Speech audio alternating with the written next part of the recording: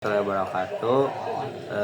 Di sini saya akan menjelaskan mengenai alat dan bahan beserta fungsinya. Oke, nah untuk yang pertama yaitu Arduino Uno berfungsi sebagai microcontroller untuk membaca dan mengolah data dari sensor. Lalu ada DHT11 temperature and humidity sensor yang berfungsi untuk mengukur suhu dan kelembapan udara. Lalu ada breadboard yang berfungsi sebagai media perakitan rangkaian tanpa solder. Lalu ada kabel jangkar di sini yang berfungsi sebagai penghubung antar komponen. Lalu ada software Arduino IDE yang berfungsi untuk membuat dan mengunggah program ke Arduino. Ada Python berfungsi untuk membaca data dari Arduino melalui komunikasi serial serta mengolah data. Lalu GUI atau yang berfungsi untuk menampilkan data suhu dan kelembapan dalam bentuk visual interface. Oke, nah untuk selanjutnya alur kerja rangkaiannya yaitu pengukuran suhu dan kelembaban dimulai dari sensor DHT11 yang mendeteksi kondisi suhu dan kelembaban di lingkungan sekitar.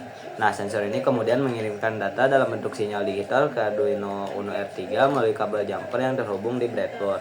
Nah, untuk selanjutnya Arduino yang telah diprogram menggunakan Arduino IDE akan membaca dan memproses data tersebut lalu mengirimnya ke komputer melalui komunikasi serial USB. Nah, di sisi yang lain juga program yang dibuat dengan Python akan menerima data dari Arduino kemudian mengolah dan menampilkannya dalam bentuk visual melalui GUI. Misalnya Kinter. Dengan demikian, alur rangkaian berjalan dari sensor sebagai input, Arduino sebagai pemroses hingga komputer sebagai penampil output data. Selanjutnya ada rangkaian dari alat ukur suhu dan kelembapan. Pada rangkaian alat suhu dan kelembapan terdapat komponen Arduino Uno, kemudian ada breadboard, kemudian ada sensor suhu dan kelembapan DHT11, kemudian ada kabel jumper. Untuk wiringnya, sensor suhu DHT11 memiliki 3 pin, yaitu pin 1 dihubungkan ke VCC 5V pada Arduino. Kemudian pin 2 dihubungkan ke pin 2 digital pada Arduino. Kemudian pin 3-nya dihubungkan ke ground pada Arduino. Fungsi pin 2 yang dihubungkan ke pin digital 2 Arduino adalah untuk mengirimkan data suhu dan kelembapan yang ditangkap oleh sensor DHT11 ke microcontroller Arduino. Pada proses pengambilan data suhu dan kelembapan digunakan 2 kode program, yaitu pada Arduino serta pada Python. Dan pertama kita akan membahas terlebih dahulu terkait tentang kode pada Arduino-nya. Ini dia untuk kode pada Arduino-nya. Di sini pada bagian tahap awal ada include DHT. Ini menandakan untuk pemanggilan library DHT supaya Arduino terhubung ke DHT-nya. Di sini juga ke bawahnya ada DHT pin 2. DHT pin 2 ini menunjukkan bahwa pin data pada DHT terhubung ke pin digital Arduino, yaitu pada pin digital 2. Di sini untuk type-nya bahwa type sensor yang digunakan adalah DHT11. Ini juga bagian sini sama. Ini ada bagian point stub yang dimana ada serial beacon, yaitu baud rate-nya pada 9600. Bagian ini juga disamakan dengan bagian serial monitor supaya data atau pengukuran yang diinginkan bisa terbaca. Nah, ke bawahnya ada di sini ada bagian point loop. Point loop di sini ini yang kita ingin baca atau kita ingin ukur, yaitu pada suhu dan kelembapan. Nah, di sini untuk temperatur dan red humidity atau kelembapan. Di sini ada bagian isnan juga. Nah, di sini tuh kalau misal ini data yang terbaca gagal, maka akan menampilkan error. Ini dengan delay 2 detik. Dan ini bagian terakhirnya. Ini untuk format pada serialnya, yaitu suhu, kelembapan yang dipisahkan dengan tanda koma. Dan ini delay akhirnya, delay antara tampilan suhu dan kelembapan pertama dengan yang kedua, yaitu delaynya selama 500 milidetik. Oke, pada bagian ini selanjutnya itu adalah pada pemrograman Python-nya gitu. Nah, jadi program Python ini itu digunakan untuk membaca data suhu dan juga kelembapan yang dikirimkan oleh Arduino. Nah, jadi si Arduino ini akan menampilkannya dalam bentuk GUI yang real time gitu atau secara langsung. Nah, jadi pada tahapan awal program daripada si Arduino itu akan mengimpor beberapa library seperti dari serial untuk komunikasi dengan Arduino. Nah, lalu juga ada threading agar pembacaan datanya itu bisa berjalan terus-menerus gitu tanpa adanya gangguan kepada tampilannya tersebut. Lalu ada juga yang namanya adalah custom taginker. Nah, itu tuh adalah untuk membuat tampilan GUI yang lebih modern dan juga nyaman untuk digunakan bagi para si penggunanya. Nah, selanjutnya dibuat komponen circular value, yaitu adalah sebuah tampilan gitu ya, berbentuk lingkaran yang digunakan untuk menampilkan nilai suhu dan juga kelembapan secara visual gitu. Nah, lalu pada kelas utama yaitu DHT Monitor App gitu ya. Nah, itu program itu akan mengatur tampilan aplikasi seperti header, panel kontrol, dan hal-hal lain untuk memilih COM port dan baud rate serta tombol connect untuk menghubungkan kepada si Arduino-nya tersebut. Nah, saat tombol connect itunya ditekan, maka program itu akan membuka koneksi serial dan akan memulai pembacaan daripada si datanya secara terus-menerus gitu melalui thread yang sudah ada.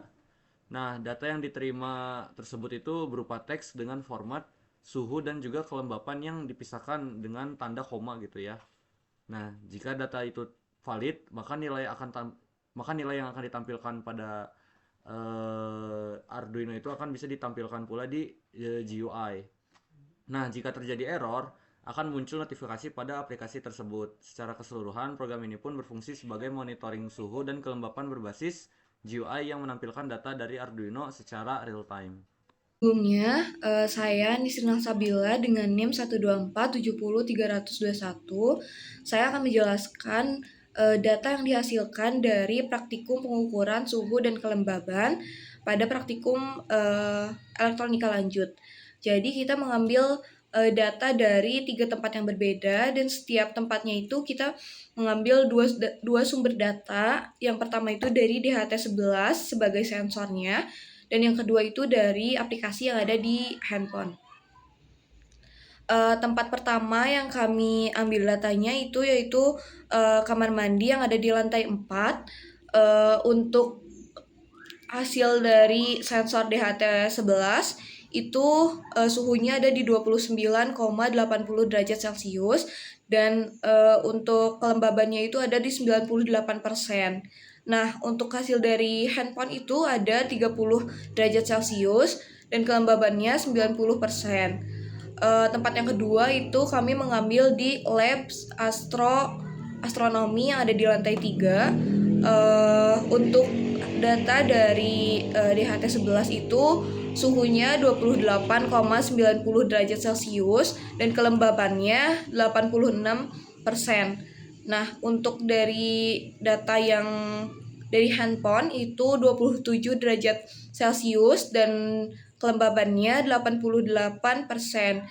Tempat yang ketiga kami memilih di Labs Instrumentasi yang ada di lantai 3 juga. Untuk suhu yang dari DHT11 itu ada 27,60 derajat dan untuk kelembabannya ada 78%. Dan untuk dari handphone itu suhunya 28 derajat Celcius dan kelembabannya 80%. Data ini cukup akurat. Jadi data dari handphone dan dari sensor DHT11 untuk suhunya itu selisihnya cuma ada di 1 sampai 2 derajat Celcius, dan untuk selisih dari kelembaban dari hasil DHT11 dan handphone itu hanya ada di 1 sampai 5% saja selisihnya. Ini menunjukkan bahwa rangkaian pengukuran suhu dan kelembaban digital ini sudah cukup akurat rangkaiannya, jadi selisihnya hanya sedikit gitu. Itu juga sesuai dengan akurasi dari sensornya, yaitu 1 sampai 2 derajat dan 5% RH untuk kelembabannya. Baik, di sini saya akan melanjutkan terkait poin pembahasan untuk hasil praktikum yang telah kami lakukan, di mana kami telah membandingkan antara sensor DHT11 dengan sensor pada HP. Nah, data menunjukkan bahwa sensor DHT11 ini tidak sama persis hasilnya dengan sensor yang ada pada HP. Ini disebabkan karena mungkin ada beberapa kekurangan yang ada pada sensor DHT11, seperti kurangnya responsif terhadap suhu dan juga kelembaban, karena responsif terhadap suhunya itu sekitar kurang lebih 2 derajat Celcius, dan untuk responsif terhadap kelembaban yaitu sekitar kurang lebih 5%. Jadi ada beberapa kekurangan itu dari sensor DHT11 ini. Terus disebabkan seperti karena kondisi lingkungan, responsif terhadap alat, dan juga terhalang mungkin sensornya oleh hal-hal lain, sehingga menyebabkan ada beberapa data yang kurang akurat dan sama persis terhadap data yang ada dari HP. Tetapi hasilnya itu tidak terlalu jauh dan masih cukup mendekati berdasarkan hasil sensor DHT11 dengan sensor pada HP, yaitu 1 sampai 2 derajat Celcius dan beberapa persen untuk kelembaban gitu. Jadi lumayan cukup efektif untuk media pembelajaran seperti monitor sederhana dan juga praktikum sensor DHT11 ini. Tetapi masih ada beberapa kekurangan karena kurangnya responsif terhadap suhu dan juga kelembabannya. Berbeda dengan sensor yang ada pada HP, itu disebabkan kan karena responsifnya lebih akurat dan lebih stabil karena udah dikalibrasi juga. Terus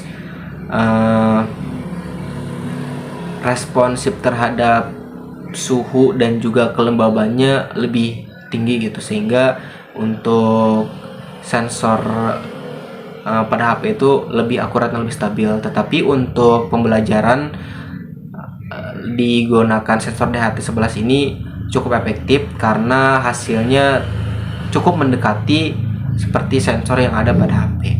Mungkin pembahasan terkait hasil praktikum yang telah kami lakukan sekian.